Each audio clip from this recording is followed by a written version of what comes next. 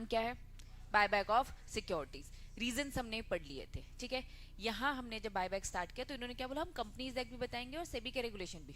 Companies act बताया, थोड़ा बताया, इतनी डिटेल नहीं बताया, क्यों, क्योंकि उनके हिसाब से कंपनीज एक्ट में बहुत डिटेल वैसे ही पढ़ना है, ठीक है। जिन लोगों ने पढ़ लिया है उन्हें याद रहना चाहिए, जिन्होंने नहीं पढ़ लिया है भाई पढ़ेंगे, है ना, जब वो आएगा समय। चलो, लेकिन यहाँ उन्होंने जितना बोल रखा है बस हमें उतना याद रखना है, दोनों बच्चों का काम बन जाएगा, जिसने पढ़ा है जिसने नहीं भी पढ़ा है। चलो आ जाओ, सबसे पहले तो जनरल जनरल बातें कि भैया क्या होता है बायबैक का मतलब, कंपनी क्या करती है, कोई शेयर्स परचेस करना चाहती है, क्या क्या रीजंस है इनके, ये एन नंबर ऑफ रीजंस है कि भैया अर्निंग पर शेयर बढ़ाना है, सरप्लस कैश पड़ा है, ठीक है, या फिर हमें क्या लग रहा है टेक ओवर होने के चांसेस लग रहे हैं, तो हम नहीं चाहते कि भैया टेक ओवर हो जाए, तो ये सारे रीजंस है। देन इसके बाद हमने कंपनीज एक्ट पढ़ा, ठीक है। अब कंपनीज एक्ट का सेक्शन कौन सा, 68, 69, 70, शॉर्ट में अगर मैं बताऊं तो हमने ये देखा था कि भाई कंपनीज एक्ट में कुछ सेक्शंस होते हैं जो प्राइवेट कंपनी अगर बायबैक कर रही है, या फिर कौन सी कंपनी बायबैक कर रही है, अनलिस्टेड पब्लिक कंपनी, तो सेक्शन 68, 69, 70 फॉलो करना है, लेकिन साथ में रूल भी।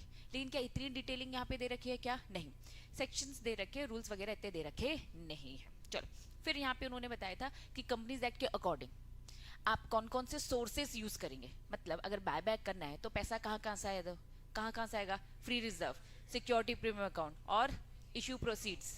लेकिन क्या बोला था, सेम काइंड के नहीं। चलो, सबसेक्शन 2 बोलता है कंडीशंस, सबसेक्शन 2 बोलता है कंडीशन, और ये condition very very very important. चलो एक बार इसकी थोड़ी सी अब डिटेल में जाएंगे, क्यों, क्योंकि अब हमें जाना है प्रैक्टिकल, लिमिट वगैरह तुम्हें याद हो गई है। सबसे पहली बात, कंपनीज एक्ट बोलता है अगर बायबैक करना है तो आर्टिकल में ऑथराइजेशन होनी चाहिए।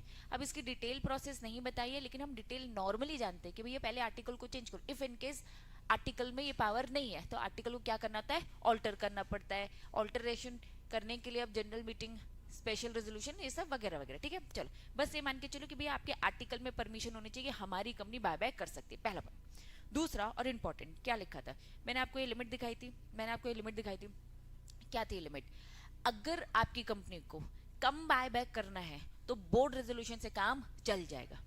अगर आपकी कंपनी को थोड़ा ज्यादा करना है, कितना ज्यादा, इन्होंने कहा मैक्सिमम कितना, 25%। अब ये लिमिट इंपॉर्टेंट है, आओ इस लिमिट की काफी डिटेलिंग में जाएंगे विथ प्रैक्टिकल क्वेश्चन। डन। चलो, अगर आपकी कंपनी को 10%, 10% किसका, इक्विटी का 10% एंड फ्री रिजर्व, इतना आपकी लिमिट आती है तो आपको कोई दिक्कत नहीं है, आपको बस क्या करना है, बोर्ड रेजोल्यूशन पास करना है। लेकिन बोर्ड रेजोल्यूशन कहाँ पास करना है, बोर्ड मीटिंग में, बाय सर्कुलर नहीं, बाय सर्कुलर नहीं। क्या ये बात समझ में आ रही है, ठीक है। तो प्लीज थोड़ा सा और क्लैरिटी यहीं पे ले आएंगे ताकि आगे चलकर दिक्कत ना हो। आपकी आपकी अगर बुक की मैं बात करूं तो आपकी बुक का भी प्रेजेंटेशन ऐसे है कि भैया बाद में ये लोग बताते हैं, ठीक है, स्टार्टिंग में बताते नहीं। चलो अब मैं आपको बोलूंगी कि अब अगर आपको क्या करना है, 25%, 25% किसका, टोटल पेडअप, टोटल पेडअप का मतलब क्या, equity and preference and free reserve, इसका 25% तक कर सकते हो, लेकिन आपको क्या पास करना पड़ेगा, एसआर पास करना पड़ेगा, स्पेशल रेजोल्यूशन। ये स्पेशल रेजोल्यूशन आपको कहां पास करना पड़ेगा, स्पेशल रेजोल्यूशन आपको पास करना पड़ेगा जनरल मीटिंग में, जनरल मीटिंग में। लेकिन अभी हम क्या पढ़ रहे हैं, कंपनीज एक्ट, अभी हम क्या पढ़ रहे हैं, companies act, section 68 of sub section 2 companies act. लेकिन जैसे ही हम लिस्टेड कंपनी की बात करते हैं, जैसे हम लिस्टेड कंपनी की बात करते हैं तो ये बातें बदल जाती हैं। अगर मैंने आपको बोला कि कंपनीज एक्ट, सेबी के रेगुलेशंस की अगर मैं बात करूं तो आ जाओ, कंपनीज एक्ट में क्या होता है, बोर्ड रेजोल्यूशन पास होता है कहां पर, बोर्ड मीटिंग में, सर्कुलर से नहीं, सर्कुलर से नहीं। सेम सेबी रेगुलेशन की मैं बात करूं तो बोर्ड रेजोल्यूशन पास होता है बोर्ड मीटिंग में, सर्कुलर से नहीं। लेकिन द पॉइंट इज कि जब हम क्या करते हैं, एसआर पास करते हैं कहां, जनरल मीटिंग में, ये कंपनीज एक्ट बोलता है, ये बोलता है भैया पोस्टल बैलेट से नहीं। लेकिन सेबी के रेगुलेशंस बोलते हैं लिस्टेड कंपनी अगर है तो आपको एसआर पास करवाना पड़ेगा। ये एसआर कहां पास करवाना पड़ेगा, मीटिंग में नहीं, पोस्टल बैलेट, ठीक है।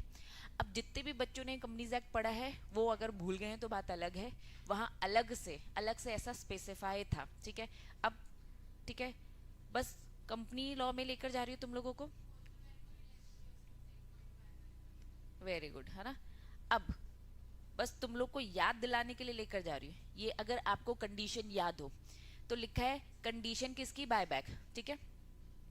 In case of listed company तो क्या होगा, एसआर पास करना है, पोस्टल बैलेट। अदरवाइज देखो यहाँ पे लिमिट रीड करो, बायबैक ये कंपनीज एक्ट में लिखा है, मैं कंपनीज एक्ट की लैंग्वेज रीड कर रही हूँ। अगर बायबैक करना है और आपको अप्रूवल लेनी है, किसकी अप्रूवल लेनी है, बोर्ड ऑफ डायरेक्टर की, तो कहाँ लेनी है, बोर्ड मीटिंग में। अगर आपको स्पेशल रेजोल्यूशन पास करना है तो कहाँ करना है, जनरल मीटिंग।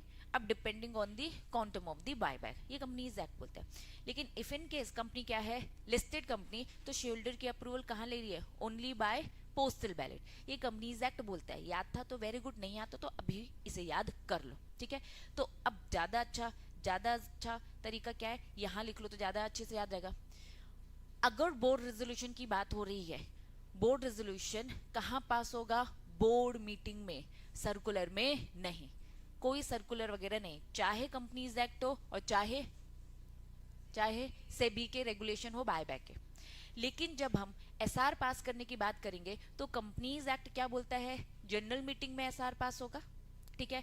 और सेबी के रेगुलेशंस बोलते हैं कहां पे पास होगा, पोस्टल बैलेट, ठीक है। लिस्टेड कंपनी के लिए पोस्टल बैलेट की रिक्वायरमेंट आती है, ये याद रहेगा। तो प्लीज इस बात को हम याद रखेंगे, ये छोटी छोटी लेकिन मोटी मोटी बातें हैं। अब कंपनीज एक्ट की अभी लिमिट पढ़ रहे हैं। अब अगर मैं कंपनीज एक्ट की लिमिट बोलूं, ठीक है, तो कंपनीज एक्ट में तो साफ बोला भैया बोर्ड मीटिंग में पास करना है, जनरल मीटिंग में पास करना है। कितना पास करना है, 10% तक की लिमिट, 10% किसकी, इक्विटी, ठीक है, डन। देन इसके बाद प्लस फ्री रिजर्व, 25% किसका, इक्विटी का, प्रेफरेंस का, प्लस फ्री रिजर्व, डन। यहाँ तक कोई दिक्कत नहीं है, ठीक है। क्योंकि ये कंपनीज एक्ट इसलिए मीटिंग की बात करें। अब दिमाग में खिचड़ी यही पकती है कि भाई ये कब से पोस्टल बैलेट कब से आ गया, लिस्टेड कंपनी सेबी के रेगुलेशन पोस्टल बैलेट की बात करते हैं, ठीक है। चल अब यहां तक ये कंडीशन हमें समझ में आ गई, लिख लो इसे, फटाफट लिख रहे हो तो लिख लिया, चलो। और कंपनीज एक्ट के जब रेगुलेशन आएंगे तभी लिख दो, ताकि याद रहे कि आगे जब लिस्टिंग रेगुलेशन आएंगे पोस्टल बैलेट होता क्या है, कंपनीज एक्ट में नहीं लिखा है, सेबी के रेगुलेशन जब आते हैं तब लिखते हो, तो तब तक आप उतना ध्यान भी नहीं देते उसमें, ठीक है। चलो अब but in case of buyback equity share only, अब ये वाली लिमिट तो आपकी बुक में आ रही हूं मैं, ठीक है।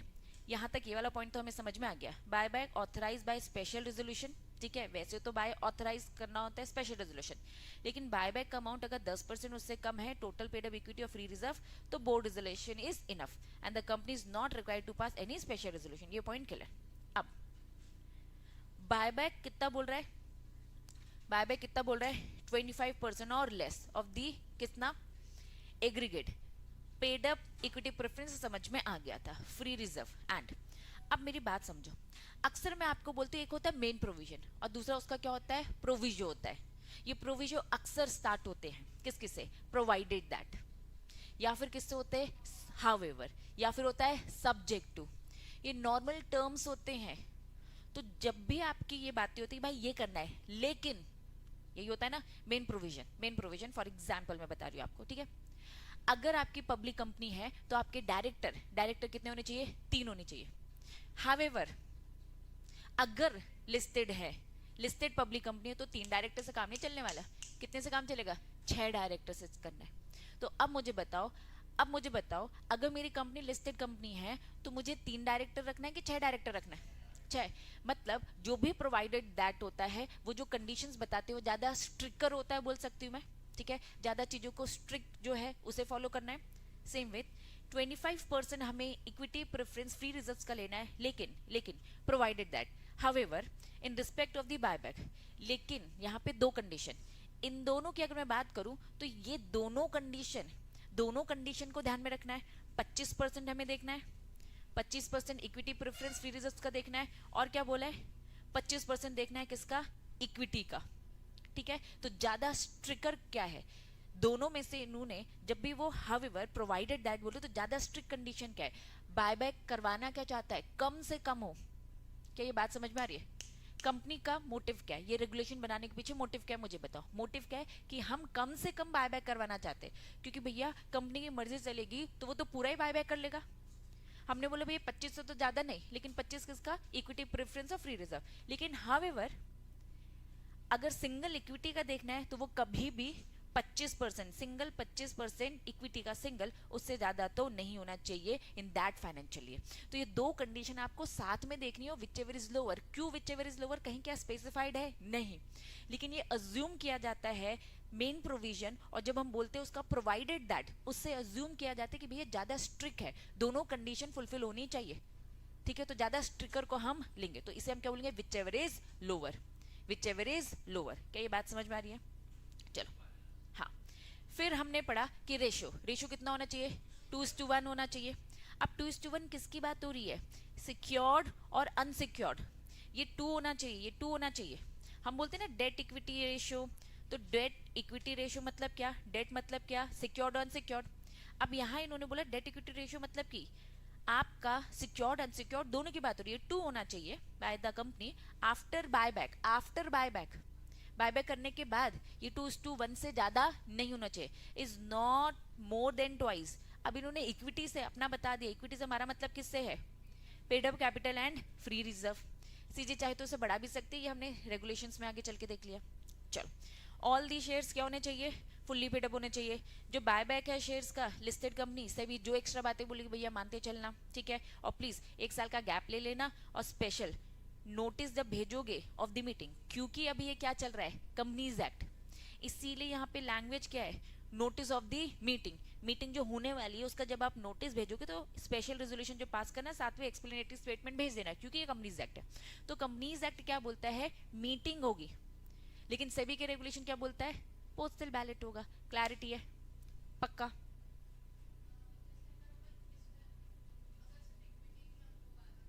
हम्म,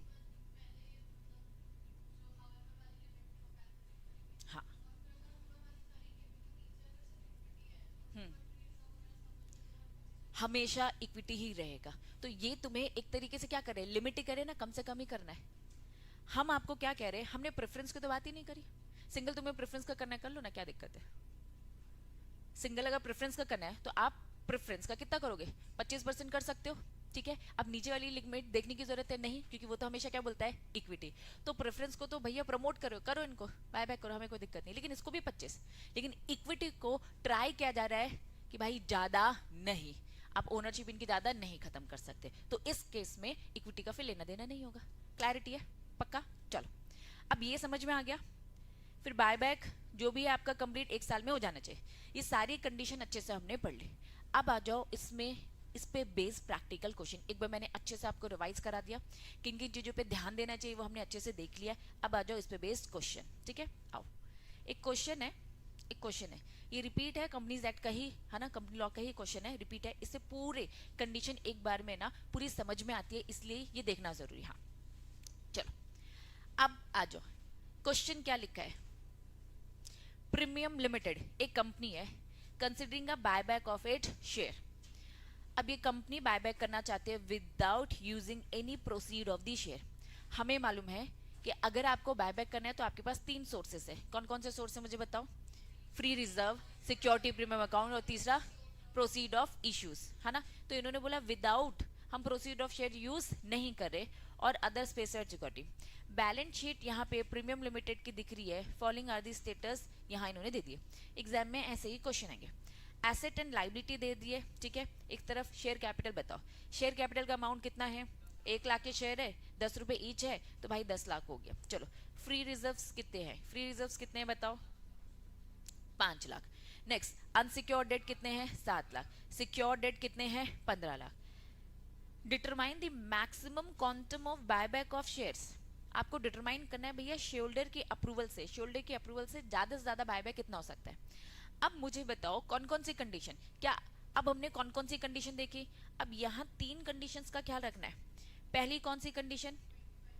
वापस मैक्सिमम क्वांटम किसकी बात हो रही है? शेयरहोल्डर की कि बोर्ड ऑफ डायरेक्टर की? शेयरहोल्डर की बात हो रही है। तो अब यहाँ पे कौन कौन से पॉइंट है जिनको ध्यान देना पड़ेगा? पॉइंट नंबर सी देखना पड़ेगा, ठीक है। चलो, सी में 2 बातें, 25% किसका? Equity preference free reserve. However 25% किसका? 25% किसका? इक्विटी सिंगल का। देन डी वाला पॉइंट देखना पड़ेगा, डेट इक्विटी रेशियो। इन्होंने कहा भाई बायबैक करने के बाद, आफ्टर बायबैक, अभी समझाया अच्छे से, बायबैक करने के बाद आपका जो रेशियो 2:1 से ज्यादा नहीं होना चाहिए। तो अब यहाँ पे उन्होंने बोला कि मैक्सिमम कितना होगा। चलिए अब वापस से क्वेश्चन में लेके जा रही हूँ, आ जाइए। क्वेश्चन की अगर मैं बात करूं तो ऊपर सॉल्व करूं, ठीक है। सबसे पहले आ जाओ मैक्सिमम।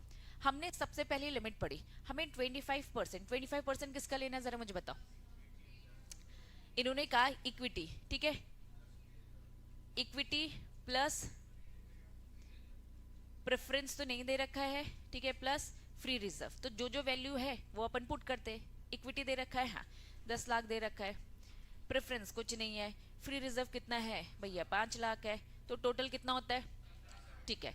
अब 15 लाख की अगर मैं बात करूं तो इसका 25% कितना, 375,000 डन। अब हावेवर इसके नीचे क्या था, however single equity, single equity और बोल सकती हूँ, बताओ सिंगल इक्विटी कितना, 25% किसका, इक्विटी का, ठीक है।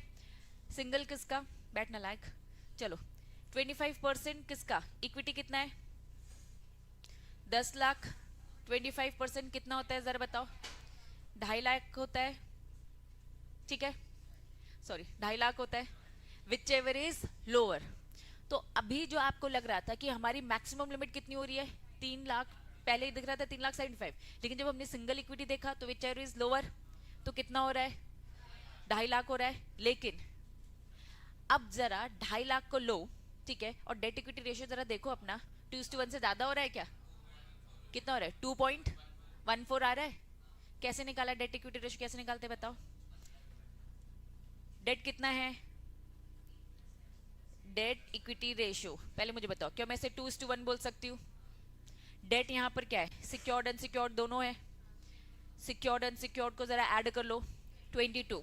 अब मैंने यहाँ ऊपर लिखा 22, नलायको तुम लोग ना, ठीक है, डिवाइडेड बाय इक्विटी। इक्विटी में क्या बोल रखा था, फ्री रिजर्व और इक्विटी, कितना आ रहा है फ्री रिजर्व और इक्विटी, जरा मुझे बताओ कितना आ रहा है रेशियो, ठीक आ रहा है क्या, 2:1 है क्या, उससे कम है कि ज्यादा है, कम है, ठीक है, ये तो भी करंट है। लेकिन अब बायबैक हो गया ना, बायबैक अगर आपने इसके अकॉर्डिंग कितने का कर दिया, 2.5 लाख का कर दिया, एक बार लेस करो, ठीक है, लेस करो मुझे बताओ, बायबैक अगर आप लेस करोगे तो क्या ये रेशियो मेंटेन रहेगा, नहीं रहेगा, बात समझ में आ रही है। तो अब आपको ये देखना है कि भाई हमें ये रेशियो मेंटेन करके रखना है। अगर हमें ये रेशियो मेंटेन करके रखना है तो हम कितना तक का बायबैक कर सकते हैं, क्या ये बात पहले मुझे बताओ, ये समझ में आई क्या। कुल मिलाकर आपको क्या चाहिए, आपको चाहिए कि भैया डेट इक्विटी रेशियो 2:1 रहे, ठीक है। अब हमें ये कैलकुलेट करना है कि भैया डेट है हमारे पास, इक्विटी हम कम कर रहे हैं ना, ठीक है, अगर हम कितना कम करें, वापस हम कितना कम करें कि जितने से हमारा ये रेशियो मेंटेन रहे। पहले ये दो लिमिट अच्छे से समझ में आ गई, पहले मुझे बताओ, इन दोनों में कोई दिक्कत नहीं है, ठीक है। अब हम तीसरी चीज समझ रहे हैं, डेट इक्विटी रेशियो। अब इन्होंने कहा कि कितना अमाउंट हम लेस करें, अब थोड़ा सा मैथमेटिकल, ठीक है, लेट अज्यूम, कितना लेस करे भैया, एक्स अज्यूम करते।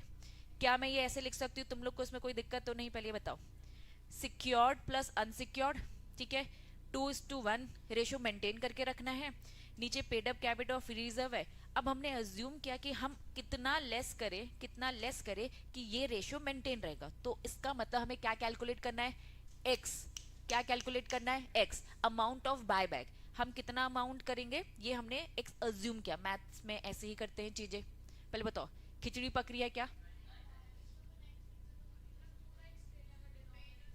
कर सकते हैं, लेकिन अब उसकी कैलकुलेशन का फिर ख्याल रखना बस मैथमेटिकली, ठीक है। एक बार पहले इसके थ्रू जाते हैं फिर उसके थ्रू बताऊंगी, ठीक है। पहले बताओ ये समझ में आ गया। तो इन्होंने कहा कि भाई पेड अप, अब तुम जब कर रहे हो, जब तुम बायबैक कर रहे हो तो मुझे बताओ बायबैक की लिमिट कितनी है, 25% ले रहे हो, तो 25% किसका ले रहे हो, 25% किसका ले रहे हो, पेड अप कितने का ले रहे हो, पेड अप प्लस क्या ले रहे हो, फ्री रिजर्व। एक बात अच्छे से समझना, लेकिन क्या तुम्हारी बुक ने बाइफरकेशन दे रखा है कि पेड अप का कितना, पेड अप में से कितना निकाल रहे हो, फ्री रिजर्व में से कितना निकाल रहे हो, क्या ये बाइफरकेशन दे रखा है, नहीं। क्योंकि ये बाइफरकेशन नहीं दे रखा तो अभी आपको क्या अज्यूम करना पड़ेगा कि भैया दोनों में से अभी एक्स अज्यूम करे, वो 2x हो जाएगा, ठीक है। चलो अब यहाँ पे ये 22 लाख कैसे आया, 7 लाख प्लस 15 22, ठीक है। आपका पेड अप कितना है 10 लाख, इसमें से कितना लेस करे, आपका फ्री रिजर्व है 5 लाख, इसमें से कितना लेस करे x। अब मुझे बताओ ये तो अब क्या होगा, मैथमेटिकल कर सकते हो, कैसे करोगे, ब्रैकेट खोल लोगे, ये एज इट इज है, ये लिखेंगे, ब्रैकेट खोलेंगे तो ब्रैकेट खोलने के बाद क्या हो जाएगा, ऐसे लिख सकती हूँ x, क्या मैं ऐसे लिख सकती हूँ, तुम लोग को अगर कोई दिक्कत ना हो, ब्रैकेट खोल लिया मैंने। अब मुझे बताओ क्या हो जाएगा, माइनस माइनस क्या हो जाएगा, प्लस हो जाएगा, और ये 10,000 और प्लस 5,000 क्या हो जाएगा 15। तो क्या मैं इस तरीके से लिख सकती हूँ 15 लाख माइनस 2x, लिख सकती हूँ क्या, ये आ गया ना, ये देखो ये x है माइनस माइनस प्लस, ठीक है। पूरी इतनी डिटेल में इसलिए स्टेप्स बता रही हूँ क्योंकि तुम लोग यहीं घूम जाते हो, सारी चीजें कर लेते हो और यहाँ जाके बिल्कुल अरे दीदी यहाँ नहीं हो रहा हमसे, ठीक है। चलो फिर अब ये पूरा का पूरा इस तरफ लेकर गए, इसके नीचे तो 1 है, ये क्रॉस मल्टीप्लाई हो गया, ठीक है, क्रॉस मल्टीप्लाई हुआ, क्या ये फिगर आ गया। अब ब्रैकेट ओपन कर कर इसे इस वैल्यू से मल्टीप्लाई करेंगे और यहां तक पहुंच जाएंगे। मतलब कितना हम लेस करें, कितना हम लेस करें कि हमारा रेशियो मेंटेन रहे। तो भाई यहां इसमें यहां पे क्या फिगर आता है हमारा 2 लाख, दैट मीन्स हमें 3 कंडीशन देखनी पड़ेगी, हमें 3 कंडीशन देखनी पड़ेगी। पहला, हमने 25% निकाला किसका, पेड अप इक्विटी का, हमने 25% निकाला किसका, पेड अप इक्विटी प्रेफरेंस साथ में और फ्री रिजर्व, प्रेफरेंस तो था भी नहीं लेकिन इफ इन केस होता तो हम डालते। तो कितनी लिमिट आई हमारी 375, और 2:1 रेशियो भी तो हमें मेंटेन करके रखना है। अगर हमें ये रेशियो मेंटेन करके रखना है तो इसके लिए हमारा फिगर, इन्होंने कहा भैया आप 2 लाख से ऊपर नहीं जा सकते। अगर आप प्लान कर रहे हो इसी में से विच एवर इज लोअर, तो अगर आप 2.5 करोगे तो आपका रेशियो बिगड़ रहा है। तो इन्होंने कहा कि भैया आप मैक्सिमम कितना कर सकते हो, 2 लाख तक का ही कर सकते हो। मतलब कि हम जो यहाँ पे पढ़ रहे हैं कि भैया कंपनीज एक्ट बोलता है ये सारी हमारी कंडीशन है, अगर किसी कंपनी को बायबैक करना है तो ये सारी कंडीशन साथ में फुलफिल करनी पड़ेगी, ठीक है। तो क्या क्या कंडीशन है, सी वाला पॉइंट बोलता है भैया 25% paid up plus free reserve होता है, 25% किसका होता है, सिंगल इक्विटी का होता है, और डी वाला पॉइंट जो बोलता है आफ्टर बायबैक करने के बाद ये रेशियो मेंटेन होना चाहिए। अगर आप 2.5 लाख ले लेते हो तो रेशियो बिगड़ जा रहा है, वो ज्यादा आ जा रहा है, जो कि लीगली सही नहीं है। पहले बताओ क्लैरिटी है, पक्का पक्का। तो ये सारी कंडीशन साथ में फुलफिल होनी चाहिए, तब जाकर ये काम होगा। क्या ये कंसेप्ट अच्छे से समझ में आया।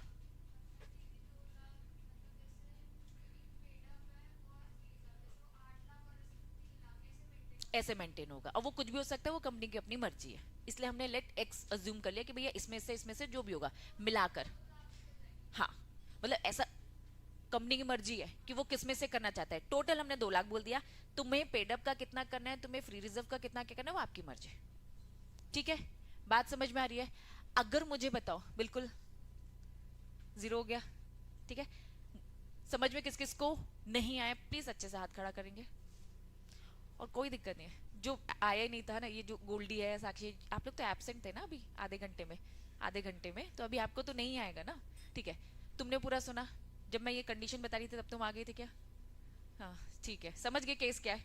जिसने अच्छे से सुना है ना, समझा है, उसे समझ में आ गया। यश बेटा आपको आ गया, तुम्हें आया कि नहीं आया, कल अच्छे से सुन लिया होगा। विशेष आ गया बेटा, आ गया, चलो। हाँ अब मुझे बताओ विच एवर इज लोअर, हमें ज्यादा स्ट्रिक्ट होना है, which ever is lower 2 lakh, मतलब आप मैक्सिमम कितना कर सकते हो बाय बैक, 2 लाख कर सकते हो। इसमें ये लंबी चौड़ी कहानी है। अब मुझे बताओ क्लैरिटी है क्या, ठीक है, समझ में आया तो वेरी गुड, जिनको नहीं आया तो हम अलग से बैठेंगे, एक question same as it is दूंगी घर में प्रैक्टिस करने के लिए, ठीक है, मुझे पता चल जाएगा। क्वेश्चन अभी दे दूं क्या, आंसर क्या, बस ऐसे ही है। 3 लिमिट देखनी है, कंपैरिजन करो इन 3 लिमिट्स का, ठीक है। 2.5, 375, 2 लाख मिनिमम इज, ठीक है। और नंबर अगर पूछा जाता है नंबर ऑफ शेयर्स कितने आपको करने पड़ेंगे बायबैक, मार्केट में कितने बोलोगे तो 20,000 तक के शेयर्स, क्योंकि डिवाइडेड बाय किससे किया है, 10 से किया है, तो आंसर क्या है, मैक्सिमम बायबैक कितना 2 लाख। तो ये बस प्रेजेंटेशन में आपको दिखा रही हूँ, ठीक है। तो नंबर ऑफ शेयर्स कितने, अगर पूछा नंबर ऑफ शेयर्स तो 20,000 बताओगे, ठीक है। अगर बोला कि भैया कितने तक का अमाउंट तक का बायबैक करना पड़ेगा, 2 लाख तक के शेयर्स, क्लैरिटी है, पक्का। देखो अभी क्वेश्चन देती हूँ तो 2 मिनट का वेट करो, है ना, फिगर इधर उधर बदल दूं मैं।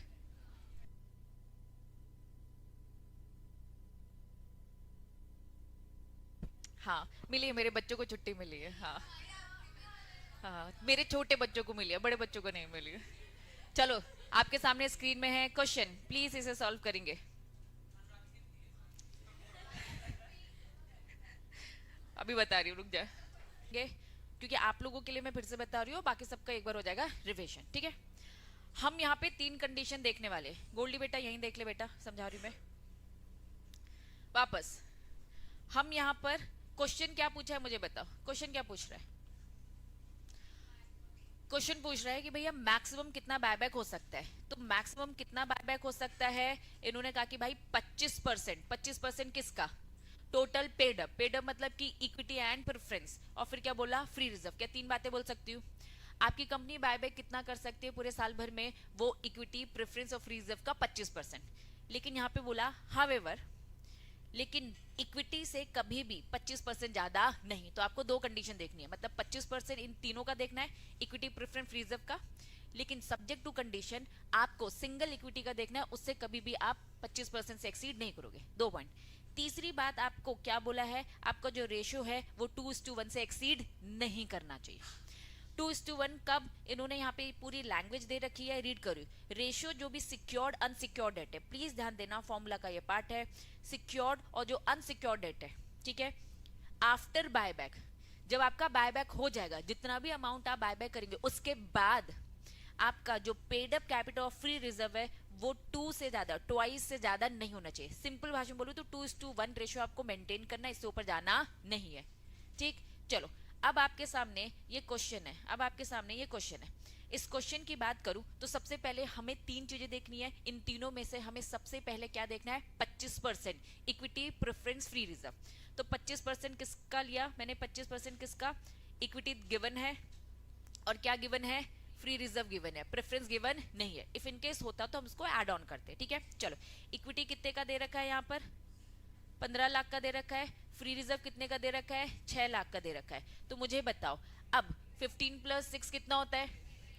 21, ठीक है। इसका 25% निकालेंगे तो कितना आ जाएगा? कितना? 5, 25। इसमें किसी को कोई दिक्कत तो नहीं? हमने पहली कंडीशन के हिसाब से निकाल लिया। अब इसके बाद हमें क्या देखना है? और सेकंड कंडीशन, हमें विच एवर इज लोअर देखना है, ठीक है। चलो, सेकंड कंडीशन क्या था? 25% ऑफ ओनली, ओनली क्या? इक्विटी, ठीक है। तो 25% किसका है? ओनली इक्विटी क्या है? 15 लाख का। बताओ कितना आता है? 3,75,000, ठीक है। चलो, अब हमें 2 लिमिट मिल गई। इन दोनों में से हमें लोअर तो दिख ही रहा है 375। अब हमें तीसरी चीज भी देखनी है। अब सारे के सारे बच्चे गलती क्या कर रहे हैं कि अगर हम इतना लेस करेंगे तो कितना रेशो होगा। मत जाओ ना उस रेशो को कैलकुलेट करने में, तुमको बस ये देखना है, मेंटेन करके रखना है। तीसरी कंडीशन क्या मेंटेन करके रखना है? डेट इक्विटी जो रेशियो है वो 2:1 होना चाहिए। अब उस पूरे पॉइंट में अच्छे से डिफाइन कर रखा है, डेट का मतलब हमारा क्या है? सिक्योर डेट, ठीक है। और क्या बोल रखा है? Unsecured debt. कोई दिक्कत तो नहीं यहाँ पर? अब इन्होंने खुद से बोल दिया डेट का मतलब हमारा सिक्योर्ड अनसिक्योर्ड दोनों से।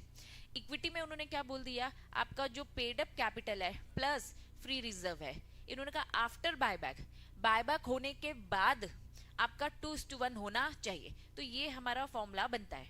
इन्होंने कहा बायबैक होने के बाद ये मेंटेन होना चाहिए। तो एक काम करते हैं, क्यों ना हम यहीं पर कितना लेस कर सकते हैं ये आइडेंटिफाई कर ले, ठीक है। तो हमने यहाँ पे x अज्यूम किया, हमने यहाँ पे माइनस कर लिया, x अज्यूम किया। क्लैरिटी है? चलो, अब डेट सिक्योर्ड अनसिक्योर्ड कितना था, जरा क्वेश्चन में आ जाओ। 9 लाख प्लस 12 लाख कितना होता है? 20, चलो 21 लाख लिख लिया। अब पेड अप, पेड अप कितना है? 15 lakh minus x plus free reserve कितना है? Minus x. अब एक्स आप आइडेंटिफाई कर लोगे, ठीक है। एक्स कितना है पूरी कैलकुलेशन बताने की तो जरूरत नहीं ना, क्रॉस मल्टीप्लाई ये सारी चीजें, ब्रैकेट ओपन ये सब हो चुका है, ठीक है। चलो, अब मुझे बताओ एक्स कितना आ रहा है? 525। अब 3 कंडीशन है, 3 कंडीशन है, इन तीनों में से विच एवर इज लोअर। इन्होंने कहा कि भाई आप क्या कर सकते हो, 575 तक का, सॉरी 525 तक का कर सकते हो, ठीक है। अब मुझे ये बताओ, सॉरी कितना था, 525 तक का। तो कुल मिलाकर हमेशा विच एवर इज लोअर नहीं देखना है। हमने पहले वाली कंडीशन में क्या देखा था, विच एवर इज लोअर। आप 2 लाख से ज्यादा नहीं कर सकते। अब जैसे इन्होंने क्या बोला, आप कितना कर सकते हो मैक्सिमम, अगर ये रेशियो मेंटेन करें तो आप इतना कर सकते हो। अब आपको अगर ये पता चल गया कि 2:1 रेशियो अगर आपको मेंटेन करें तो ये लिमिट है ना आपके पास, है कि नहीं। तो फिर जब हमने ये चेक कर लिया तो मुझे बताओ क्या 375 करोगे, बताओ जरा 375 करोगे क्या। 2:1 से आपको पता चल गया कि भाई आप कितनी रीच कर सकते हो, आपके पास अच्छा खासा लिमिट है, आप 525 में कर सकते हो। पिछला जो हमने क्वेश्चन पढ़ा था, वापस आओ, पिछला जो क्वेश्चन पढ़ा था तो ये आपको क्या बोला था, भैया कहाँ जा रहे हो, आप तो 2 लाख से ज्यादा नहीं कर सकते हो। तो इसीलिए हमने यहाँ पे क्या बोल दिया था, विच एवर इज लोअर, क्योंकि डेट इक्विटी रेशियो आपको क्या बोलता है कि भैया ये वाली कंडीशन तो फुलफिल ही नहीं हुई। क्या ये बात समझ में आ रही। वापस पुराने क्वेश्चन में डेट इक्विटी रेशियो कितना आया था, 2 लाख। इसने आपको क्या बोला था, अगर आप इन दोनों में जाते हो, किस में जाते हो भाई, 250 में जाते हो तो आपको दिक्कत हो जाएगी। क्यों दिक्कत हो जाएगी, क्योंकि रेशियो मेंटेन नहीं होगा। अब तुमने जब गिवन जो अभी वाला क्वेश्चन है उस क्वेश्चन की लिमिट में यहाँ पे लिख रही हूँ, ठीक है, कंफ्यूजन ना हो, इस क्वेश्चन की लिमिट में यहाँ पे लिख रही हूँ। चलो डेट इक्विटी रेशियो कितना आया अभी, 525, ठीक है।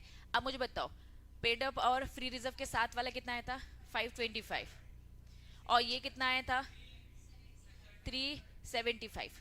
ये आपको कह रहे भैया अपना रीच कर सकते हो, लेकिन स्टिल इन्होंने कहा कि आपके पास इतनी गुंजाइश है। अब आपको एक लिमिट क्या बोलती है, इतनी गुंजाइश है, लेकिन इन्होंने हमारी कौन सी कंडीशन फुलफिल नहीं हो रही है, कौन सी कंडीशन, 25% नहीं हो रही है, ठीक है। तो आपको ऐसे नहीं देखना किसी एक को देखना, आपको हमेशा सारा कंपाइल करके देखना है, तीनों कंडीशन साथ में फुलफिल होनी चाहिए, ऐसा फिगर। हाँ आंसर तुम्हारा सही है, ठीक है, लेकिन मैं ये कह रही हूँ आपको तीनों कंडीशन एक बार देखना है। अगर आपको ये लग रहा है हाँ आप इतना रीच कर सकते हो, ये लिमिट बोल रहा है, लेकिन आप कहाँ ब्रीच कर जाओगे, 25% इक्विटी का कर जाओगे, ठीक है। तो कुल मिलाकर which ever is lower is correct, लेकिन तीनों कंडीशन एक साथ देखो, एक एक को सिंगल लगा के देखो। ये बोल रहा है भैया 25% कर सकते हो, ये बोल रहा है 25% कर सकते हो, ये बोलता है रेशो, लेकिन इस रेशो के हिसाब से बोला हम ये कर सकते इस रेशो के हिसाब से, लेकिन हाँ आपकी कौन सी कंडीशन फुलफिल नहीं होगी, सिंगल इक्विटी वाली, तो विच एवर इज लोअर। तो मैक्सिमम कितना कर सकते हो, 375। डन, 375 लिखा है, हाँ डन डन डन। क्वेश्चन अब कैसा भी आएगा कर लोगे पक्का, बस प्रेजेंटेशन का ख्याल रखना है। देखो यार ये प्रेजेंटेशन फिर भी मैंने ट्राई किया है ना, थोड़ा ये वन नोट है तो मैं कहीं भी कैसे भी लिख सकती हूँ, तुम लोग ऐसे ऐसे ऐसे लिख लेना, ठीक है। तो ऐसे प्रॉपर लिखो कि ये है .1, ये है .2, और जो मैंने इतना शॉर्टकट लिखा है, शॉर्टकट नहीं, अच्छे से इलेबोरेट करके लिखो, तब जाके आपको नंबर मिलेंगे। और आखिरी में बस ये लिख देना, कैसा, इस टाइप का प्रेजेंटेशन रखो।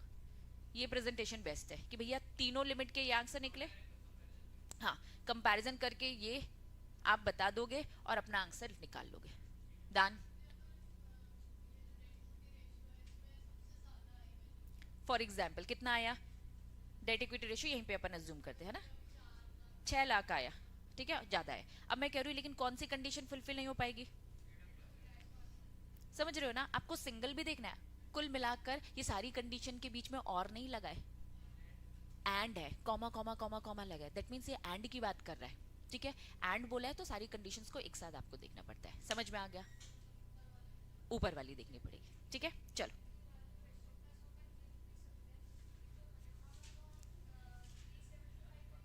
सीएस बनना है तो मॉड्यूल से तो पढ़ना ही पड़ेगा। सीएस दुनिया देता है तीनों level from the only module. नहीं, क्वेश्चन ही मैक्सिमम पूछा, मैक्सिमम ही 375 है। हाँ रेशियो मेंटेन हो रहा है, ठीक है, लेकिन क्या मेंटेन नहीं हो रहा है, सिंगल इक्विटी से ज्यादा भी नहीं होना चाहिए, वो वाली चीज नहीं हो रही। कुल मिला के सारी कंडीशंस देखनी है, साथ में कंडीशन फुलफिल होनी। अगर फॉर एग्जांपल तुम्हारी कोई काम करने से अगर मम्मी दुखी है तो नहीं जाने का, पापा दुखी है तो नहीं जाने का, तो हमें कुछ ऐसा काम करना है जिससे दोनों दुखी ना हो, है ना, तो घर पे रहने का, बस ये कह रहे हैं, कोई लिमिट क्रॉस नहीं करनी है अपन को, ठीक है। हाँ बेटा, कम होगा वही करना है। कुल मिला के जब आप कम करोगे ना तो आप किसी भी लिमिट को ब्रीच नहीं करोगे, बस वो ये कह रहे हैं, कम घूमने का, ठीक है चलो अब घर पर है ना, अब घर पे एक और क्वेश्चन आ जाएगा, ठीक है। चलो ये कंडीशन हमने पढ़ ली बच्चों, क्योंकि मेरे महानालायक बच्चे हैं, ठीक है, प्लीज इस बात का ख्याल रखना, अगर लिस्टेड कंपनी है तो पोस्टल बैलेट, एसआर पास होगा पोस्टल बैलेट, है ना। लेट लतीफ बच्चों प्लीज इस बात का ख्याल रखना। लिस्टेड कंपनी, अगर नॉर्मल कंपनी है तो नॉर्मल कंपनी को क्या बोला, जनरल मीटिंग में रेजोल्यूशन पास होगा। अगर आपकी कंपनी क्या है, लिस्टेड कंपनी है, तो भाई पोस्टल बैलेट, डन। चलो ये सब हमने पढ़ लिया था, डेफिनेशन भी देख ली थी, ये सब भी देख लिया था। ये अब मुझे बताओ, ये इलस्ट्रेशन देख लिया था, यहाँ पे ये वाला क्वेश्चन भी देख लिया था। अब आ जाओ मेथड ऑफ बायबैक, डन। अब कुछ अच्छी अनोखी बात समझेंगे, है ना, क्या समझ रहे हैं, आओ। हेडिंग क्या है बताओ, method of buyback.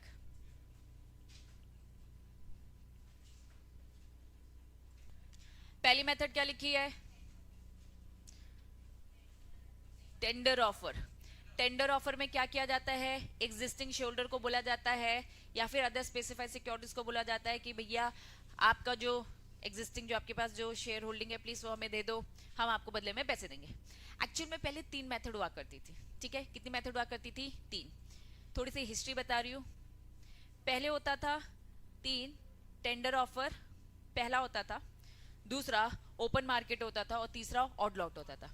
Odd lot खत्म कर दिया है, ठीक है, लेकिन न्यू बुक में ये दोनों दे रखा है, ठीक है। न्यू बुक के हिसाब से जाऊं तो अब न्यू बुक भी अमेंड करने की अब जरूरत है, क्यों, क्योंकि अब ओपन मार्केट भी नहीं है। तो ये है न्यू बुक का प्रेजेंटेशन। एक जमाने में ओपन मार्केट भी हुआ करता था, साफ यहाँ पे लिखा है कि open market book building process से कर सकते हो स्टॉक एक्सचेंज, लेकिन अब यहाँ पे आ जाओ, ये सबकी बुक में दे रखा है, ठीक है, ठीक है तुम्हारी, लेकिन ये सब अब जरूरत नहीं है, खत्म है, ये भी जीरो हो गया, ठीक है। 15% पहले, अब मैं आपको बता रही हूँ ओपन मार्केट, मेरे हिसाब से ओपन मार्केट भी खत्म है, जो आपकी बुक में दे रखा है, इवन विशेष की भी बुक में दे रखा होगा, है ना, लेकिन ये भी खत्म है, ठीक है। क्यों खत्म है समझो, ओपन मार्केट से इधर ही रहो नालायक हो चुके हो। ओपन मार्केट से आप 15% तक का बायबैक कर सकते थे, लेकिन कब तक, 31 मार्च 2023। फिर लिमिट को और श्रिंक किया, 10% कर दिया, कब, 2024। 5% कर दिया, कब, हो गया ना समय, 1 अप्रैल 2025 से क्या बोल दिया भैया, ओपन मार्केट में भी अलाउड नहीं है। अब ये बुक से बस हटाना बचा है, ठीक है।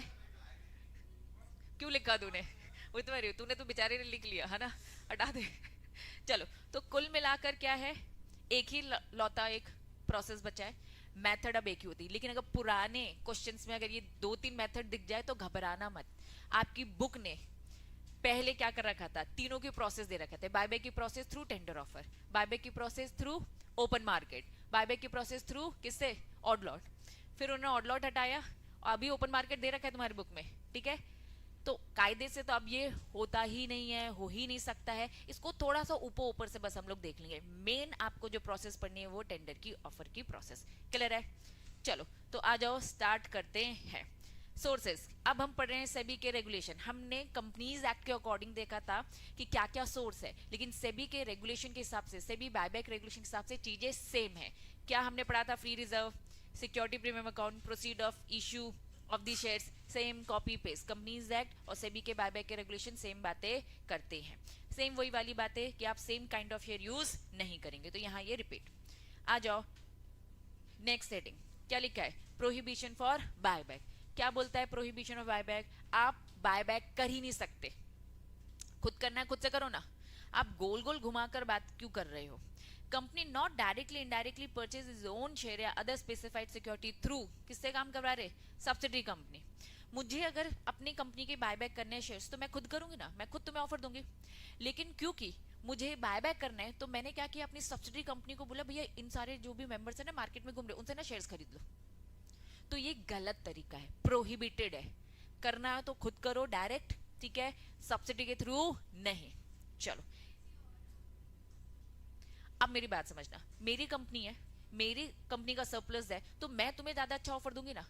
मैंने क्या बोल दिया कि मैं अपनी कौन सी ब्रांच, फॉर एग्जांपल आईटेक्स है ब्रांच, मैंने क्या बोल दिया सीएस दुनिया जो मेरी सब्सिडरी कंपनी है, उस कंपनी से मैं आपके शेयर्स खरीदवा रही हूँ, और आपके शेयर्स कौन से जो मेरी कंपनी में है। और कायदा क्या बोलता है, ये सब्सिडरी कंपनी होल्डिंग कंपनी के शेयर्स ले सकती है क्या? गोल गोल घूम गया कि वापस मेरे शेयर्स किसके पास है? तुम लोग के पास, ठीक है, शेयर्स है तुम्हारे पास, ठीक। मेरी सब्सिडरी कौन है? एग्जाम्पल आईटेक्स कंपनी, ये है हमारी क्या, होल्डिंग कंपनी।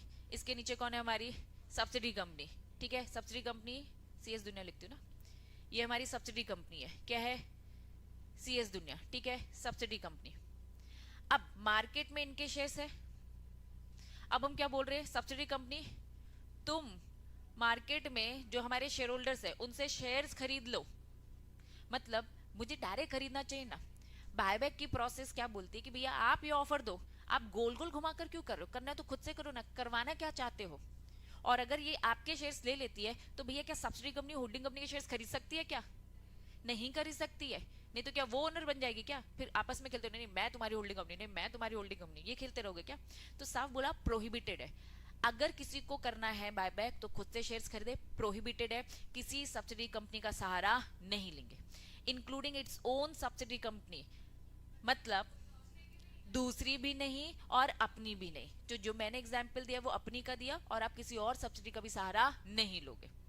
नेक्स्ट, ये सहारा किसी और से क्या, इन्वेस्टमेंट कंपनी। अब सब्सिडी कंपनी इन्वेस्टमेंट कंपनी में डिफरेंस समझते हैं। इन्वेस्टमेंट कंपनी 10% से कम, एसोसिएट कंपनी 20%, सब्सिडी कंपनी 50 से ऊपर, ठीक है। चलो अब आप इन्वेस्टमेंट कंपनी का भी सहारा नहीं लोगे और अपनी ग्रुप इन्वेस्टमेंट कंपनी, जैसे फॉर एग्जाम्पल टाटा ग्रुप, ठीक है। तो टाटा ग्रुप है तो टाटा को अपनी ही कंपनी के शेयर्स खरीदने हैं, तो अपनी दूसरी ग्रुप कंपनी से बोला कि भैया आप खरीद लो, तो नहीं कर सकते। पहले 2 पॉइंट क्लियर है क्या? चलो नेक्स्ट, अगर आपने डिफॉल्ट किया है, किसमें डिफॉल्ट किया है? डिपॉजिट के रीपेमेंट में, उनका इंटरेस्ट पे नहीं किया, या फिर आपने डिबेंचर पे नहीं किया, प्रेफरेंस शेयर्स का रिडम्पशन की बात हो रही है, वो आपने पे नहीं किया, आपने डिविडेंड पे नहीं किया, कुल मिला के यहाँ पे डिफॉल्ट की लिस्ट है। पहला डिफॉल्ट क्या बताया? डिपॉजिट वाला। दूसरा क्या बताया इन्होंने? Interest payment. तीसरा क्या बताया? डिबेंचर, देन प्रेफरेंस शेयर, फिर डिविडेंड, या फिर repayment of any term loan, या फिर उसका इंटरेस्ट। भाई कुल मिला के सारे अगर आपने डिफॉल्ट किए ना, तो साफ बोल दिया कि आपको ना हम बस कुछ समय के लिए रोक रहे।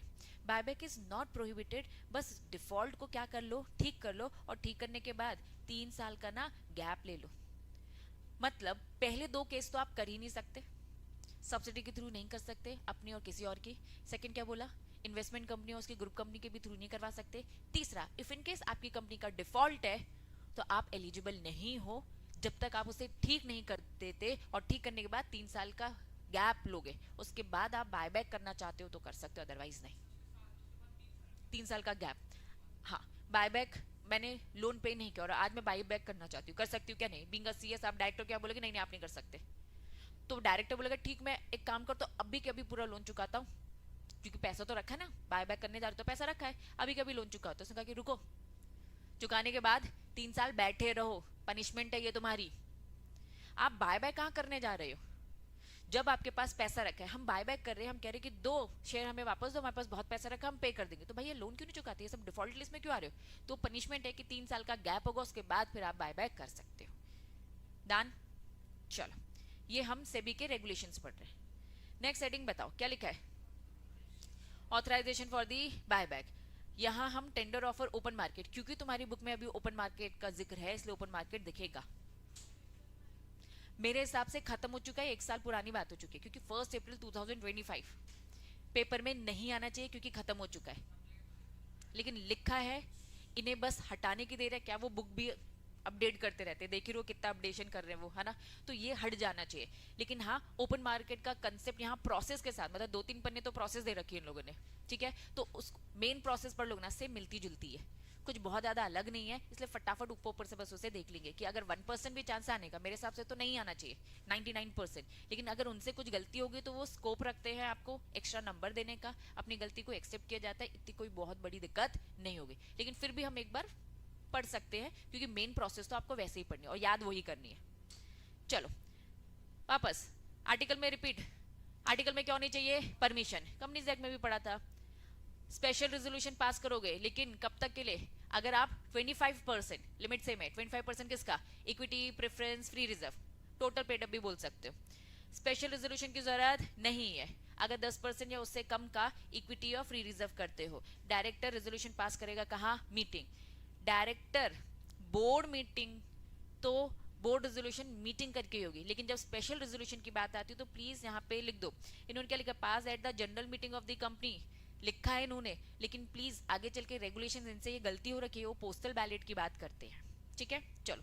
It has obtain prior concern of its lenders, उधार ले रखा है, उधार चुका नहीं रहे हो, ठीक है, और क्या करने जा रहे हो, बायबैक करने जा रहे हो, तो प्लीज उधार जिनसे ले रखा है उनसे उनकी रिटर्न कंसर्न ले लो, तब जाके आप ये काम कर पाओगे, अदरवाइज नहीं।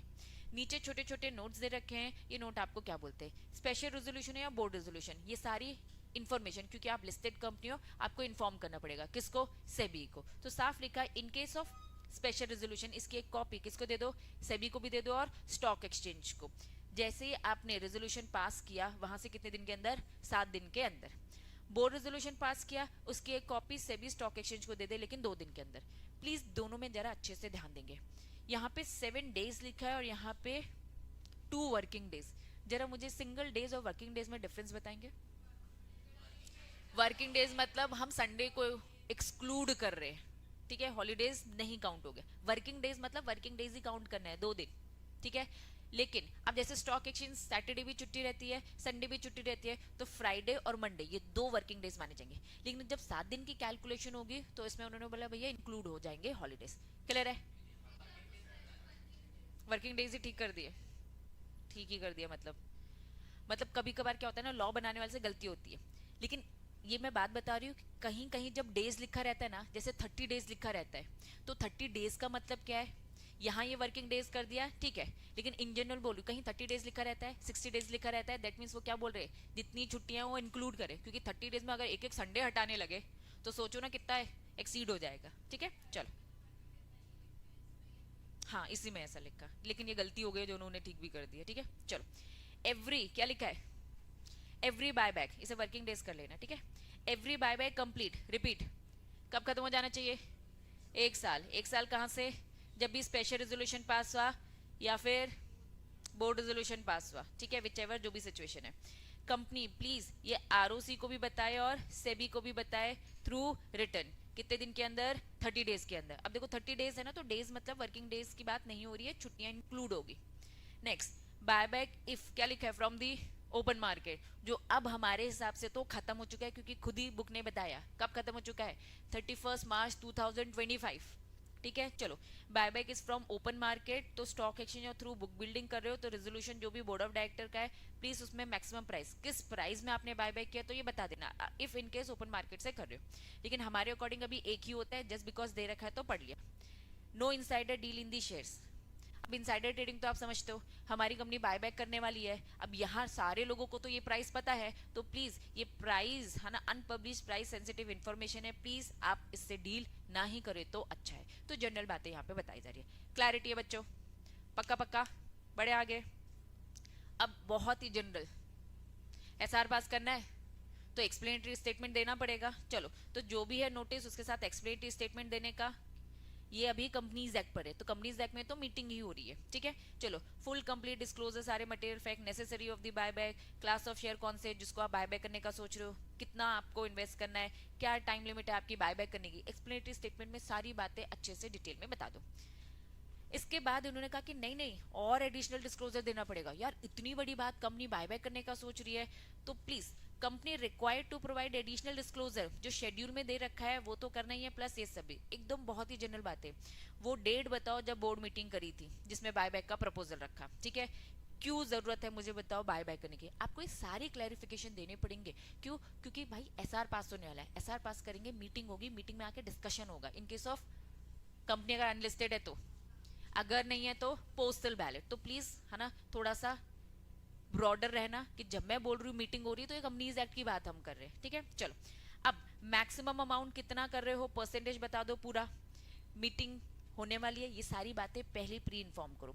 मैक्सिमम प्राइस क्या है बायबैक का, maximum number of propose buyback आपका क्या है, मेथड कौन सी अडॉप्ट कर रहे हैं। अब हमारे अकॉर्डिंग 3 मेथड एक जमाने में हुआ करती थी, अभी तो एक ही मेथड बची है, अब क्या ही मेथड तुम चुनोगे, एक लौता ही तरीका होता है, ठीक है। चलो एग्रीगेट बताओ share holding of the promoter. चलो प्रमोटर को पकड़ते हैं, प्रमोटर की कितनी शेयर होल्डिंग है हमें देखना है, ठीक है। Director of the promoter, if in case promoter इंसान भी हो सकता है और कंपनी भी। अगर प्रमोटर एक कंपनी है तो वो जो डायरेक्टर है, where the promoter is a company who are in the control of the company, date of जब भी आपकी ये जनरल मीटिंग हो रही है उस टाइम पे उसकी शेयर होल्डिंग। अगर वो इंसान है तो बताओ उसने कितना शेयर होल्ड कर रखा है। अगर वो कंपनी है तो कंपनी के डायरेक्टर का कितना क्या कंट्रोल है उसकी पूरी डिटेलिंग बताइए। नेक्स्ट एग्रीगेट बताओ नंबर ऑफ शेयर्स परचेज और सोल्ड। अभी हाल ही में 6 महीने पहले कितने शेयर्स खरीदे और कितने शेयर्स बेचे। कुछ मैनिपुलेशन चल रहा हो सकता है आपका। हाल ही में आपने कब, जो भी पर्सन मेंशन है ए पॉइंट में कौन पर्सन था, प्रमोटर। आप अपनी शेयरहोल्डिंग बताओ और अभी तक पिछले 6 महीने में, ये 6 महीने कहां से, प्रीसीडिंग दी बोर्ड मीटिंग, जब भी आपकी बोर्ड मीटिंग हुई जिसमें बात आपने डिस्कस की प्रीसीडिंग, उससे 6 महीने पहले आपने शेयर्स कुछ खरीदे हैं क्या, कुछ बेचे। क्योंकि आप डायरेक्टर हो, आप प्रमोटर हो, आपको अंदर की पूरी खबर पता है, तो हम आप पे नजर रखना चाहते हैं, तो सारे डिस्क्लोजर्स आपको देने पड़ेंगे टिल दी नोटिस, जब तक ये जनरल मीटिंग का चल रहा है। नेक्स्ट मैक्सिमम मिनिमम प्राइस कितने में खरीदा और बेचा, प्लीज ये भी आप बताएंगे, ताकि शेयर होल्डर जब एसआर पास करेंगे तो क्रॉस क्वेश्चन कर सके, भैया आपने तो ये प्राइस रखी थी, वो प्राइस रखी थी, मतलब वो भी अपनी हक की लड़ाई लड़ पाए ना। तो इसलिए आपको सारी क्लैरिटी देनी पड़ेगी। इंटेंशन क्या है प्रमोटर का, वो पर्सन का इंटेंशन बताओ जो कंट्रोल करता है बाय बैक के पीछे। कंफर्म करो आपने कोई डिफॉल्ट नहीं किया है, क्योंकि इफ इन केस डिफॉल्ट है तो हमने ऊपर पढ़ा आपको पहले ठीक करना पड़ेगा और फिर 3 साल का gap. Confirmation of the board of director the full inquiry, board of director confirm करो, क्या कंफर्म करो, no grounds on which the company found unable to pay its debts. हम सॉल्वेंट है, what do you mean by solvent, अच्छी situation में तभी तो buy back करने आए हैं, है ना। तो हम इंसॉल्वेंट नहीं है, हम सॉल्वेंट है। हम बाय बैक करने के बाद भी कुछ दिनों तक अच्छे तक चलेंगे, ऐसे नहीं कि हमें पैसे की शॉर्टेज हो जाएगी। Company able to meet its liability not render, ठीक है, नॉट बी रेंडर इंसॉल्वेंट, हम आने वाले 1 साल तक इंसॉल्वेंट नहीं बनेंगे। तो सारी बातें रखो भैया, हमारे पास अच्छा खासा पैसा है, ये प्रूफ बता रहे हैं हम एक तरीके से, ठीक है। फिर director shall take the liability if in case company wind up होती है, तो भैया डायरेक्टर तुम भाई लाइबल हो जाओगे। ये सारे कस्मे वादे करो, तब जाकर हम आपको क्या करेंगे, बाय बैक करने देंगे, क्योंकि आप कंपनी का पैसा यूज कर रहे हो सकता है वो अच्छे पर्पस के लिए, हो सकता है आपकी कंपनी को बचाने के लिए, आप तो वाइंडिंग अप की सिचुएशन में ले आए हो, ठीक है। A report addressed to board of director by the company's auditor stating, company का जो ऑडिटर है ये स्टेटमेंट देगा, क्या इंक्वायरी उसने कर ली है कंपनी के स्टेट ऑफ अफेयर्स की, ठीक है। अमाउंट जो भी कैपिटल पेमेंट का है वो हाँ पर्याप्त है, बोर्ड ऑफ डायरेक्टर का कमिटमेंट है कि आने वाले 1 साल तक वो इंसॉल्वेंट नहीं होंगे। तो ये सारी एडिशनल डिस्क्लोजर है, ये सब अगर आप देते हो तो कंपनी ये बायबैक कर सकती है, अदरवाइज कंपनी बायबैक नहीं कर सकती। अब अगर आपकी बुक की बात करूं तो आपकी बुक का है ना बिल्कुल अच्छा प्रेजेंटेशन नहीं, क्या लिखा है, बायबैक की प्रोसेस। ये जो प्रोसेस है मैं ये पहले आपको शॉर्ट में प्रोसेस बताऊंगी, ठीक है। आपकी बुक से अभी नहीं पढ़ना है, एकदम शॉर्ट, सब लोग स्क्रीन में देखेंगे, इसका प्रिंट आपको मिल जाएगा, तो प्लीज ध्यान देंगे।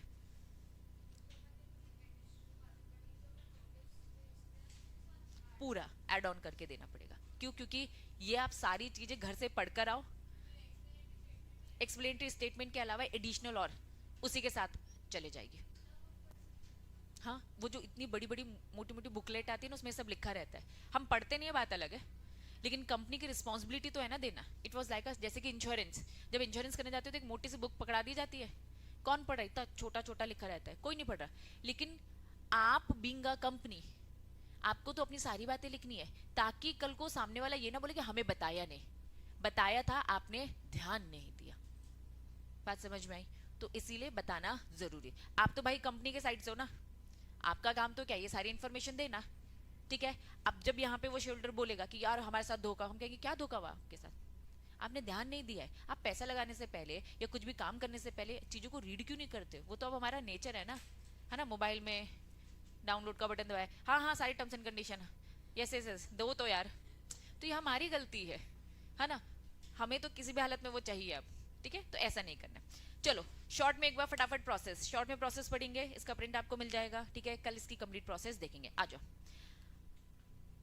अब हम पढ़ रहे हैं कौन सी प्रोसेस, टेंडर ऑफर, ठीक है, टेंडर ऑफर की एकदम शॉर्ट में प्रोसेस। अभी टाइमलाइन में मत जाना, ठीक है, टाइमलाइन डिटेल में पढ़ेंगे, अभी बस ऊपर ऊपर से। पब्लिक अनाउंसमेंट, क्या क्लिक होता है पब्लिक अनाउंसमेंट से? हमने ना डील लिस्टिंग चैप्टर पढ़ा था, उसमें पब्लिक अनाउंसमेंट था, दो टाइप के पब्लिक अनाउंसमेंट थे, इनिशियल और डिटेल। इनिशियल क्या था? स्टॉक एक्सचेंज को बताना। डिटेल क्या था? न्यूज़पेपर में। यहाँ कोई इनिशियल डिटेल नहीं, यहाँ पे एक ही है पब्लिक अनाउंसमेंट। अगर वो पब्लिक अनाउंसमेंट है दैट मीन्स सीधा न्यूज़पेपर की बात कर रहा है, खत्म। ठीक है, सीधा किसकी बात कर रहा है? न्यूज़पेपर। तो प्लीज इनिशियल और डिटेल में यही रहेंगे अपन, है ना, इनिशियल और डिटेल में नहीं जाएंगे। तो प्लीज यहाँ पब्लिक अनाउंसमेंट मतलब क्या है? न्यूज़पेपर में बताना। चलो, company shall make the public announcement कितने दिन के अंदर? 2 दिन के अंदर, 2 working days from the date of resolution. अब हो सकता है वो बोर्ड रेजोल्यूशन पास हुआ और हो सकता है वो बोर्ड रेजोल्यूशन पास हुआ, स्पेशल रेजोल्यूशन, बोर्ड रेजोल्यूशन, जो भी हो, वॉट एवर सिचुएशन। आपकी कंपनी अगर 10% से कम करे तो बोर्ड रेजोल्यूशन से काम हो जाएगा, वहां से 2 दिन के अंदर आपको न्यूज़पेपर में छाप देना है, क्या हमारी कंपनी बाय बाय करना चाह रही है। चलो, कौन सा न्यूज़पेपर? इंग्लिश, हिंदी, रीजनल, जहां आपका रजिस्टर ऑफिस है। उसकी जो कॉपी है पब्लिक अनाउंसमेंट की, प्लीज किसको दे देना? सेबी। ये सारे काम कौन कर रहा है आपके बिहाफ में? Merchant banker. कुल मिलाकर सबसे पहले तो मर्चेंट बैंकर को अपॉइंट करेंगे। मर्चेंट बैंकर अपॉइंट हो गया, चलो मीटिंग करते हैं। मीटिंग करने के बाद इस मीटिंग में हुआ है, इस मीटिंग में मर्चेंट बैंकर अपॉइंट हुआ है और इस मीटिंग का रेजोल्यूशन आ गया, तो मर्चेंट बैंकर अब तुम्हारा काम न्यूज़पेपर में ऐड करवा देना और प्लीज सेबी के पास भी ये पहुंचा देना। ठीक है, कब? इन्होंने बोल दिया इसकी कॉपी तुरंत पहुंचा देने का, डन। सेबी देखना चाहती है न्यूज़पेपर में बातें जो छापी है वो सही छापी है कि नहीं, कुछ गलत तो नहीं है, डन। पहला क्या है? Public announcement. कितने दिन के अंदर? 2 दिन के अंदर। 2 दिन कहां से? जब भी स्पेशल रेजोल्यूशन या बोर्ड रेजोल्यूशन पास हुआ। ठीक है, चलो। हाँ, ठीक है, हमने वहां पे क्या पढ़ा था? वापस जाओ।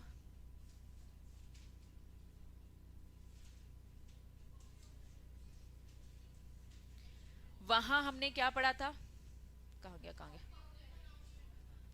यहाँ पे ये क्या कह रहे कि भैया आपका जो ये हो गया है, ठीक है, आपने ये बात कर दी तो ये सभी को बता दो। ये हमने बता दी कि हमारा एसआर पास हो गया, लेकिन अब हम क्या कह रहे हैं? न्यूज़पेपर में एक अलग से आर्टिकल छापा है। न्यूज़पेपर में आपने क्या बताया कि हमारी कंपनी बाय बैक कर रही है, तो वो जो उसकी कॉपी है वो दे दो, उसकी कॉपी दे दो। क्यों? क्योंकि सभी देख रहे हैं कि न्यूज़पेपर में सही छापा है कि नहीं छापा आपने। ठीक है, पक्का? वापस कहाँ गया, कहाँ गया, कहाँ गया? ठीक है, ये समझ में आ गया। चलो, अब कंपनी कितने दिन के अंदर? 5 दिन के अंदर, 5 वर्किंग डेज। कहां से? पब्लिक अनाउंसमेंट, न्यूज़पेपर में छाप दिया, छप गया न्यूज़पेपर में। ठीक है, वहां से कितने दिन के अंदर? 5 दिन के अंदर फाइल करेगी क्या? सेबी को क्या?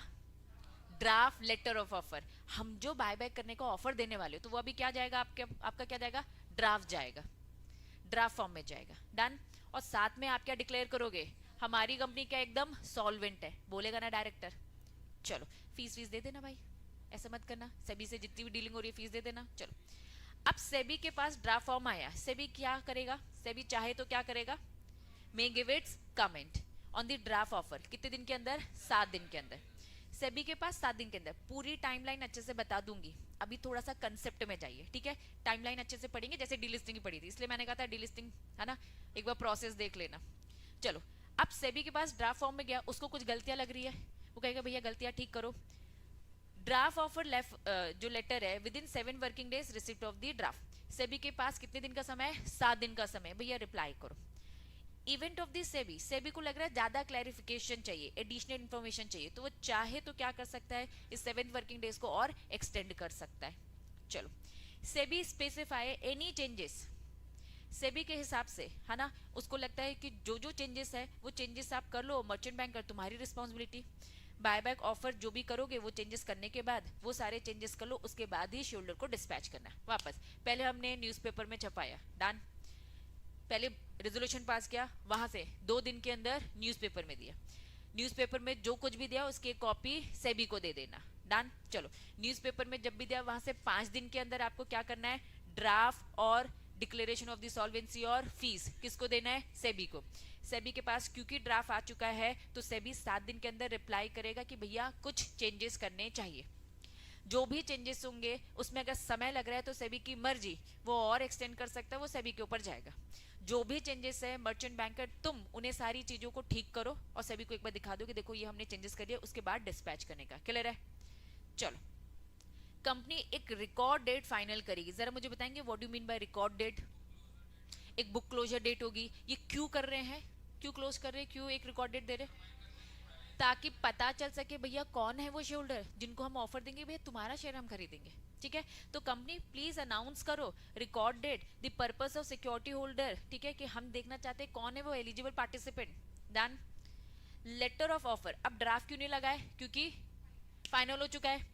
जो लेटर ऑफ ऑफर है वो आप डिस्पैच करो सिक्योरिटी होल्डर को. चलो, लेटर ऑफर में dispatch in the electronic mode. अब जमाना इलेक्ट्रॉनिक का है, इलेक्ट्रॉनिक करो. लेकिन if shareholder to whom the electronic letter offer serve, उसकी डिमांड है भाई, क्या डिमांड है उसकी? फिजिकल दे दो. भैया वो तो भगवान है, जो बोलेगा देना पड़ेगा. वैसे तो हम सारी चीजें इलेक्ट्रॉनिक फॉर्म में करेंगे, अगर वो मांगेगा फिजिकल तो दे देने का. Same shall be provided even in the eligible share holder not receive the letter offer, वो भी पार्टिसिपेट कर सकता है. हमने ना न्यूज़पेपर में छपाया था. न्यूज़पेपर में हमने, तुम लोग मेरे शोल्डर, मैंने नोटिस दे दिया अलग से न्यूज़पेपर में. हो सकता है कुछ लोगों को नहीं पहुंच पाया, तो क्योंकि न्यूज़पेपर में दिया था और आपने देख लिया, तो आप आ सकते हो और मुझे बता सकते हो कि भैया हम छूट गए, वॉट जो भी सिचुएशन है. Eligible share holder who has, क्या लिखा है, not receive, who has not receive letter offer, वो भी पार्टिसिपेट कर सकता है. बस प्रूफ दे देना, हाँ भैया तुम हो. स्किप हो गया होगा गलती से. अनरजिस्टर्ड शेयर होल्डर, ये अनरजिस्टर्ड क्या, इसी बीच शेयर ट्रांसफर हो रहे थे. ठीक है, अब मेरी लिस्ट में रिकॉर्ड डेट में किसका नाम लिखा था? भाविका का नाम लिखा था. ठीक, भाविका ने बेच दिया, लेकिन नाम तो भाविका का है. ठीक है, अब विधि बोलेगी नहीं नहीं दीदी ये तो ऑप्शन मुझे मिलना चाहिए, क्योंकि विधि को ये मिल चुका था. तो अनरजिस्टर्ड शेयर होल्डर विधि हो गई. Also participate in the buyback, बस सबमिट करना. क्या सबमिट करना? Executed transfer deed. आपकी जो डीड हुई है वो बस प्रूफ दिखा दो, हम भैया ये ऑप्शन आपको दे देंगे, लेकिन आपको सबूत देने पड़ेंगे. क्लैरिटी है? चलो अभी कंसेप्ट में जाइए.